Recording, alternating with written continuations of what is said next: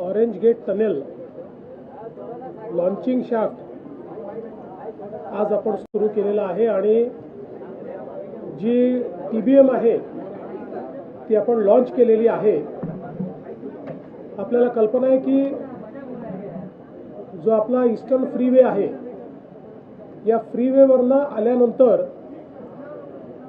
नागरिकांना खूप फिरून जावं लागत होतं आणि विशेषतः सर्वाधिक ट्रॅफिक जॅम म्हणजे लोक ईस्टर्न सबर्ब्समधनं 20-25 मिनिटात अर्धा तास यायचे आणि त्यानंतर अर्धा पाऊण तास लोकांना अजून ट्रॅफिकचा सामना करावा लागत होता।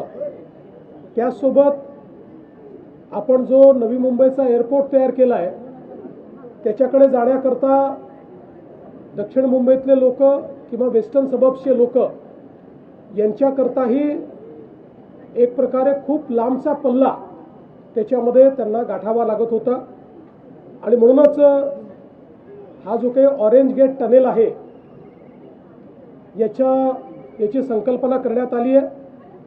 मुळामध्ये या ठिकाणी पहिल्यांदा ज्यावेळी उद्धवजींचं सरकार होतं त्यावेळी एक फ्लायओव्हरची संकल्पना मांडण्यात आली होती, मात्र आम्ही हा निर्णय केला की हा फ्लायओव्हर या ठिकाणी करणं जवळपास अशक्य आहे, कारण त्याकरता जो ट्रॅफिक थांबवावा लागेल तो थांबवणं शक्य नाही।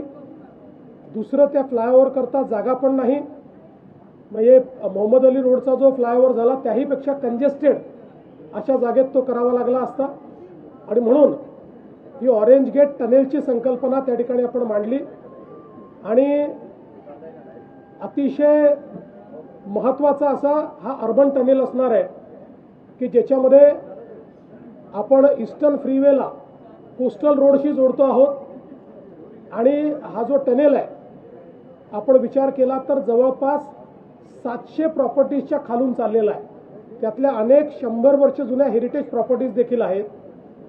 ईस्टर्न रेल्वे आणि सेंट्रल रेल्वे या दोन्हीच्या लाईन्स खालनं तो चाललेला आहे आणि सगळ्यात महत्त्वाचं की त्याच्याही खाली असलेली आपली जी मेट्रो 3 आहे अंडरग्राऊंड त्याच्याही 50 मीटर खालून हा टनेल जाणार आहे।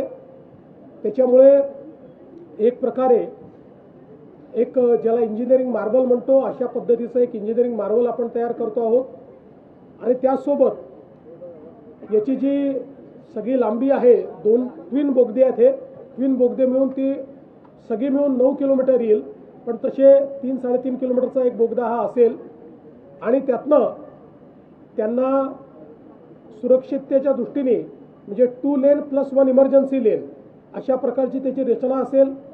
मध्ये ते दोन्ही बोगदे जोडलेले असतील जेणेकरून कुठल्या अडचणीच्या वेळी त्या ठिकाणी इव्हॅक्युएशन करता येईल।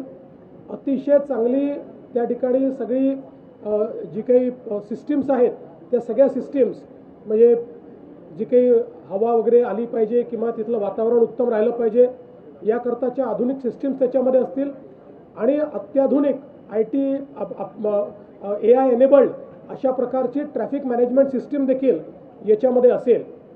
साधारणपणे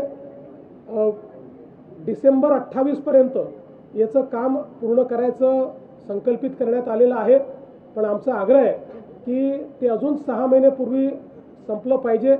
L&Tला हे काम मिळालेलं आहे, त्यांची पहिली टनेल बोरिंग मशीन ही आज आपण या ठिकाणी लॉन्च केली आहे। ती यापूर्वी देखील आपल्या ज्या कोस्टल रोड करता मशीन वापरण्यात आलेली आहे त्याच्यामुळे त्याचा अनुभव आहे आणि मला असं वाटतं की अत्यंत वेगानं हे काम ते पूर्ण करतील।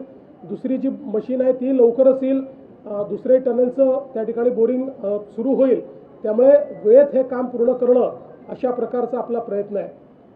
खरं म्हणजे मुंबईच्या ट्रॅफिक करता हा एक अत्यंत महत्त्वाचा एक टप्पा असणार आहे, कारण अगदी जे काही आपले वेस्टर्न सबर्ब्स आहेत तिथल्याही लोकांना न्यू मुंबई एअरपोर्टला जायला आता 2 मार्ग झालेले आहेत। एक ते लोक आपल्या वरळी टू शिवडी जो आपण एक ब्रिज करतो ओव्हरब्रिज ज्याचं काम पुढच्या वर्षी पूर्ण होईल त्याचाही उपयोग करतील आणि पुढच्या काळामध्ये कोस्टल रोडने येऊन या ऑरेंज गेट टनेलचाही ते उपयोग करू शकतील, जेणेकरून लवकरात लवकर अगदी कमीत कमी वेळात ते एअरपोर्टपर्यंत पोहोचू शकतील।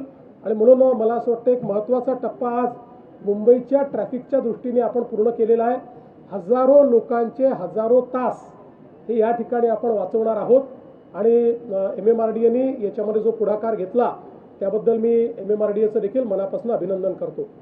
आज